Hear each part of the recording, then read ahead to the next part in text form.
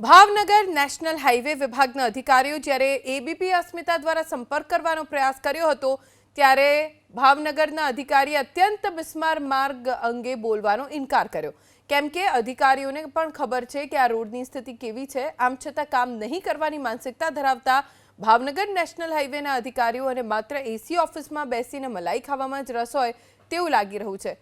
રસ્તાની હાલત આપ જુઓ, એક ફૂટ ઊંડા ખાડા પડી ગયા છે। સૌથી ખરાબ સ્થિતિ નવાગામ પાસે છે। ખોડિયાર મંદિર પાસે પણ એટલી જ દયનીય સ્થિતિ રસ્તાની છે, જ્યાંથી પસાર થવું એટલે પોતાના વાહનને અને પોતાની જાતને નુકસાન કરવું। આ રોડ પરથી ભાજપના નેતાઓ, મોટા ગજાના અધિકારીઓ પણ પસાર થાય છે, પણ આ રસ્તો ક્યારે રિપેર થશે તેની તેમને ખુદને પણ ખબર નથી। ભાવનગર મહાનગર અને રાજકોટ મહાનગરને જોડતો ભાવનગર રાજકોટ હાઈવે છે, જે નેશનલ હાઈવેના જ્યુડિક્શનમાં આવે છે। આ રસ્તાની ખૂબ જ બિસ્માર હાલત છે। અવારનવાર રોજબરોજ અકસ્માતોની ઘટનાઓ બની રહી છે।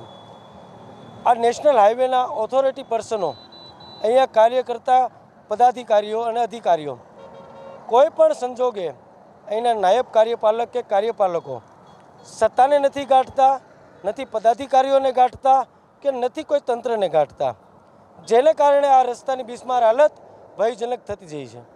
નારી ચોકડી સુધી જવા માટે જ્યારે મેં મારું બાઇક ચલાવી અને આમ તો એ 27 કિલોમીટરનું અંતર છે, એ અંતર કાપતા મને 1.5 કલાક થઈ ગયો છે। એનું કારણ એક જ છે કે ત્યાં પાણી ભરાયેલા હોય છે, ખાડા હોય છે, તો એના પ્રશાસકો કાંઈ પણ એનો કામ કરાવતા નથી અને સત્તાનો દુરુપયોગ કરી અને મારા ધ્યાનમાં એવું આવે છે કે જો સત્તા ઉપર રહી અને એ ભાજપ સરકાર જ્યારે અહીંથી એમના પદાધિકારીઓ નીકળતા હોય છે તો પણ એ લક્ષમાં લેતા નથી। જ્યાં ત્યાં ખાડા પડ્યા હોય ત્યાં ટાયર મેકી અને લોકો ડાયવર્ઝન કાઢે છે।